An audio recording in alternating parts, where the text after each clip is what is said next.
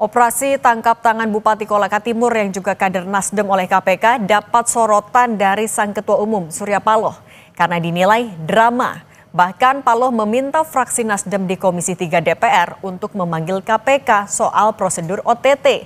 Kita bahas bersama mantan penyidik KPK Yudi Purnomo sudah bergabung bersama kami di studio. Mas Yudi, apa kabar? Alhamdulillah baik, Mbak. Alhamdulillah, kami juga sudah menghubungi dari Partai Nasdem tapi masih belum ada yang bisa bergabung. Mas Yudi, ada 2 poin yang tadi disoroti oleh Surya Paloh. Pertama adalah OTT yang drama, kemudian meminta kadernya di DPR untuk memanggil KPK. Kita ke drama dulu. Apa tanggapan Anda ketika terminologi OTT itu dipermasalahkan kemudian dibilang drama? Ya, kalau dari saya, Mbak, ya, bahwa apa yang dilakukan oleh KPK kemarin melakukan OTT sebenarnya sudah sesuai dengan prosedur, itu yang pertama. Kemudian yang kedua, inilah pertama kalinya KPK di tahun ini berhasil melakukan tangkap tangan, ya, yang ketiga, ya, itu lengkap ada kepala daerahnya, Mbak. Sebelumnya kita tahu di OKU, ya, hanya kepala Dinas PUPR dan yang lainnya. Kemudian yang paling tinggi, ya, kemudian yang terakhir di Sumatera Utara hanya kepala Dinas PUPR juga gitu, ya, Topan Ginting. Artinya ini saya pikir inilah yang menurut saya inilah yang dinamakan dengan OTT karena ada penyelenggara negara yang paling tinggi di daerah yaitu bupati seperti itu. Nah, terkait dengan apa statement dari Pak Surya Paloh, ya, terkait dengan drama, memang saya ingin menyoroti terkait dengan OTT ini teknisnya, Mbak. Karena kemarin pun saya melihat, ya, bahwa ketika OTT masih berlangsung kan sudah ada statement-statement dari pimpinan KPK termasuk, ya, bahwa OTT ini kan terkait dengan Bupati Kotim, ya, di mana ternyata beliau belum dilakukan penangkapan oleh KPK dan kemudian kan kita lihat kompers, ya, dengan salah satu tokoh Nasdem gitu, ya. Artinya bahwa ini kan ada hal yang menurut saya ada kurang komunikasi di KPK gitu. Harusnya ketika tim masih di lapangan melakukan proses tangkap tangan, ya, saya pikir harusnya sudah belajar dari kasusnya Harun Masiku. Di mana ketika tim di lapangan, ya, yang biasanya, Mbak, biasanya tim itu sudah menempel, Mbak. Siapa yang menjaga bupati, siapa yang menjaga swasta, siapa yang menjaga pihak dari ASN-nya gitu, ya. Itu kan sudah saling menempel. Nah, harusnya idealnya kan ketika sudah tertangkap semua barulah disampaikan bahwa OTT ada. Ini kan kemudian menjadi gaduh karena saat itu sedang ada rakernas. Artinya dramanya karena ada miskomunikasi di KPK-nya sendiri. Betul, salah satunya itu, ya, ada komunikasi di KPK yang kemudian, ya, walaupun alhamdulillah karena KPK berhasil menangkap, ya, setidaknya tidak terjadi drama Harun Masiku kedua, ya. Tapi yang menarik memang dari statementnya Pak Surya Paloh kan yang menarik adalah memang masih ada perbedaan terminologi terkait dengan apakah OTT itu harus di satu tempat, ya. Jadi semua yang ada di tempat tersebut melakukan dalam hal ini kan suapnya ini kan memberi suap, ya, dan menerima suap itu harus ada uangnya, ada pelaku-pelakunya, dan kemudian apakah pelaku di tempat lain tidak bisa ditahan, itu bisa, Mbak, ditangkap. Dan saya pun dalam pengalaman saya beberapa kali melakukan OTT, memang biasanya yang menyuruh melakukan itu tidak berada di tempat. Tetapi kita tahu bahwa peristiwa OTT itu, ya, itu adalah satu kesatuan yang utuh antara terjadinya peristiwa pidana, sehingga ketika di suatu tempat ada terjadinya suatu peristiwa pidana suap menyuap, maka siapa yang turut serta di situ, siapa yang menyuruh melakukan, itu juga bisa dilakukan penangkapan dengan tadi batas waktunya adalah 1 kali 24 jam. Jadi orang itu mau dimanapun, ya, yang menyuruh untuk kemudian menerima suap dan sebagainya itu tetap bisa diangkut oleh KPK. Nah, berarti kalau dari OTT yang kemarin dilakukan oleh KPK kemudian Nasdem bilang agar kadernya memanggil KPK ke DPR, itu adalah hal yang bisa dimengerti alasannya? Ya, saya pikir kan memang sah-sah saja, ya.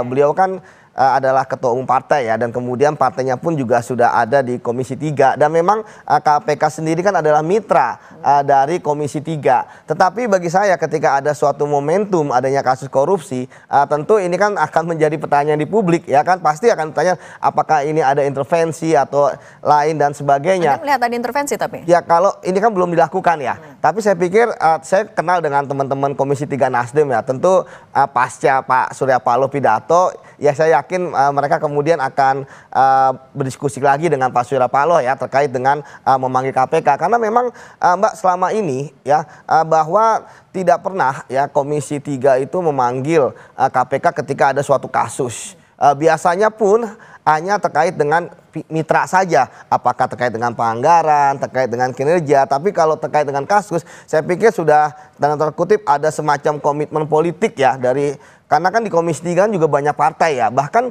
yang terakhir kan kita tahu Pak Hasto ya. Pak Hasto aja kan sekjen partai, ya itu bagaimana kan teman-teman di PDIP kan juga tidak reaktif untuk memanggil KPK ya. Padahal posisinya di Komisi 3 partai, jumlah anggota fraksinya terbesar gitu. Jadi ya saya pikir ya sebaiknya KPK pun juga sudah menjelaskan ya terkait dengan OTT kemarin kompres ya. Jadi sebaiknya untuk saat ini ya teman-teman di Nasdem ya tidak memanggil KPK, biarkan saja KPK bekerja sesuai dengan prosedurnya. Toh juga tersangka ini kan juga mempunyai hak untuk kemudian ya kita tahu punya pra-peradilan kah jika kemudian merasa bahwa penangkapan yang dilakukan itu tidak sah karena dia tidak berada di lokasi OTT tersebut. Berarti biarkan langkah-langkah hukum yang diambil. Nah tapi kan kinerja KPK sekarang sedang disoroti dari Pak Surya Paloh, sebelumnya juga Bu Mega menyoroti untuk kasus Hasto. Kalau Anda melihat sebenarnya kinerja KPK sudah on the track kah sekarang?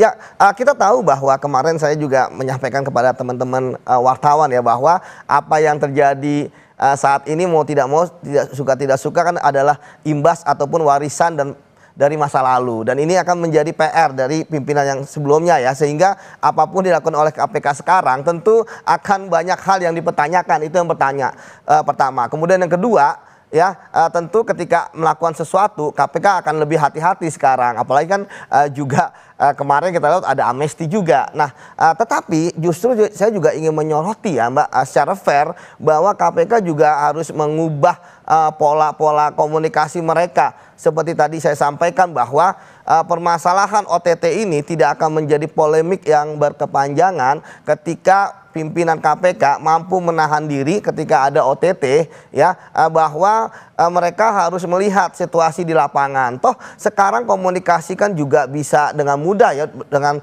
sosial media percakapan ya, misalnya melalui WhatsApp dan sebagainya kepada orang di lapangan.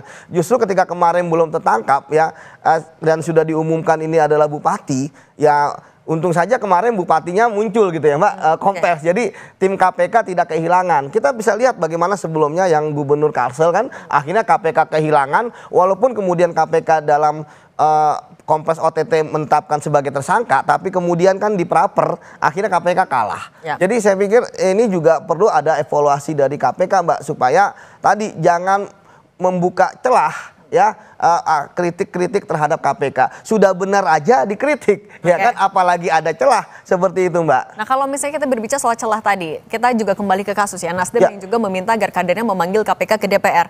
Tapi bagaimana kita melihat juga batasan ketika seorang politisi melakukan pengawasan ataupun juga intervensi kepada sebuah kasus hukum? Ya, kalau saya lihat kan memang ini belum sampai ke intervensi ya. Saya lihat pun ini masih mempertanyakan ya terkait dengan OTT yang dilakukan KPK, terkait dengan Pak Surya Paloh kan kalau saya lihat kan masih belum memahami terkait dengan operasi tangkap tangan ya.